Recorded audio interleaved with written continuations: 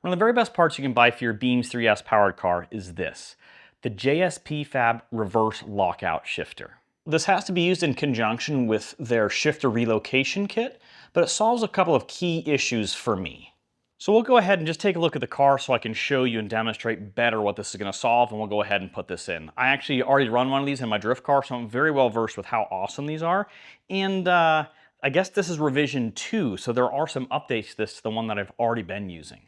This is Project Creampuff, my A86 beam swap street car, and in here I have the JSP Fab shift relocation kit already installed. I have this paired with a replica TRD short throw shifter.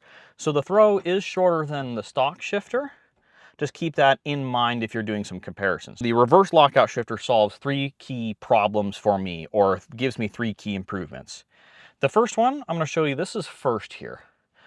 There's really not a whole lot of room between the center console, the HVAC controls, and the radio down here in first, third, and fifth. Something else to notice is that to shift into third, my arm is at full extension here. So I've got my driver positioning pretty great, in my opinion, for the steering wheel, but I have this problem where it's a pretty far shift to go to third, and to go into fifth, I actually have to lean forward a little bit to get it into gear. The reverse lockout shifter has a curved rod to it, so that'll kick the shifter back just a little bit to give me better positioning.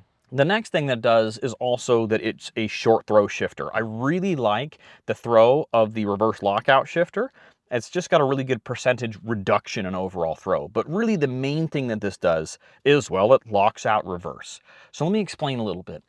When you're drifting and you're in third gear, you're going way fast, you're having a good time, but then you need to downshift into second, you have to really be precise with your shifts to go from third down into second. And that's because reverse on this is all the way to the left and forward. So here's third, here's second, but if I want to go to reverse, it's over here and forward. So if I'm going crazy fast, I'm in third, and I go, oh my gosh, let's go to second. Oh, I have to be really precise, otherwise I might go into the reverse gate, just blow right past the detent, and then I have to let off to go back to second.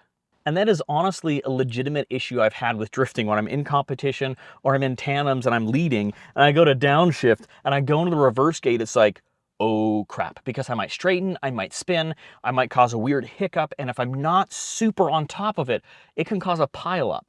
Luckily, I haven't had that happen. However, I have lost some competition runs because of that into the reverse gate. And the reverse lockout shifter solves that issue completely. Let's go ahead and get it in the car and I'll show you how it does that.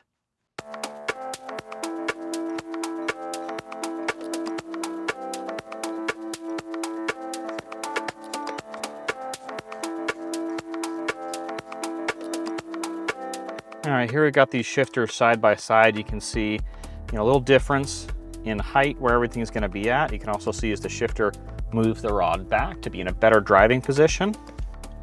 So now we're going to go ahead and take out this guy, which is that's my replica knockoff TRD short throw shifter. We're also going to take out this shifter housing, and it's going to get replaced by this guy.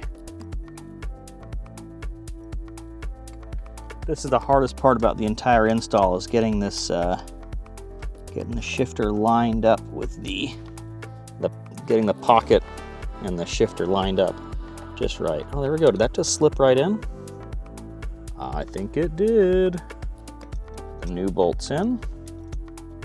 Just try to. All right, there it is installed with the shifter relocation kit also. One of the things I will say is it only took me about 30 minutes to install this, but the entire shifter relocation kit takes significantly longer because it's got to go on top of the transmission here. My car actually came with, well, this had a giant gaping hole, so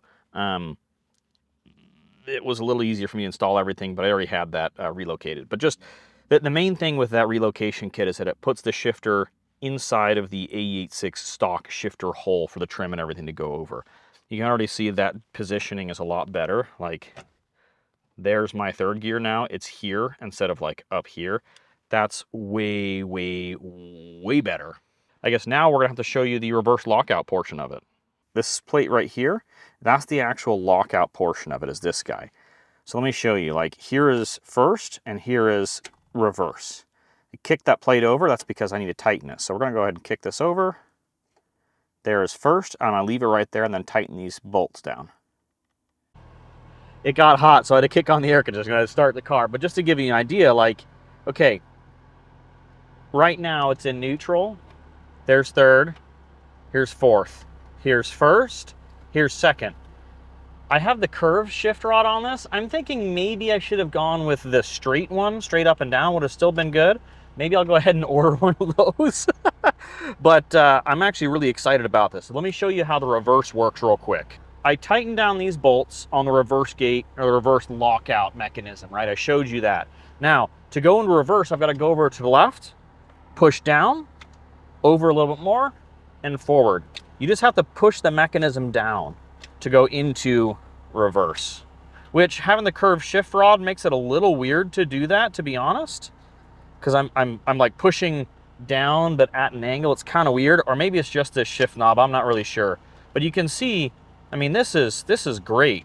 It wants to go into the correct gear and not ever go into that reverse gate, and it shifts so smooth.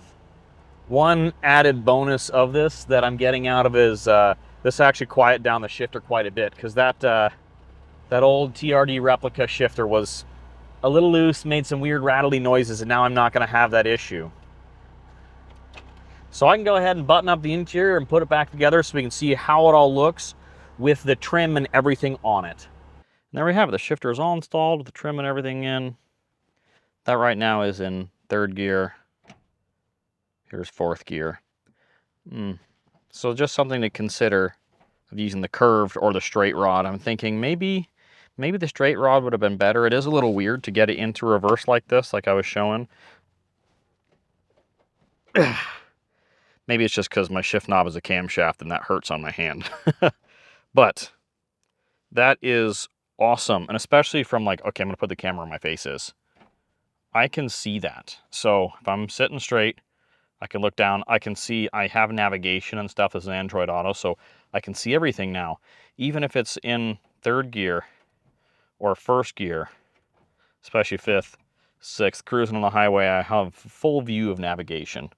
That's awesome. And that amount of throw feels so good. It feels so natural. I'm so excited about this. Huge shout out to John Rusakoff at JSP Fab. Seriously, this makes these cars so much more enjoyable to drive. Like, I'm so excited. I haven't driven this car in a while because I broke my toe, so now I can finally, things are finally healed up, so I think I can finally go drive the car, and yeah, this is gonna be awesome. I'm gonna be able to shift it properly now. It's gonna feel so good, and I can see the screen, no more rattles, and I've got that reverse lockout, so I don't accidentally go into the reverse gate. Thanks for watching, everybody, and see you next time.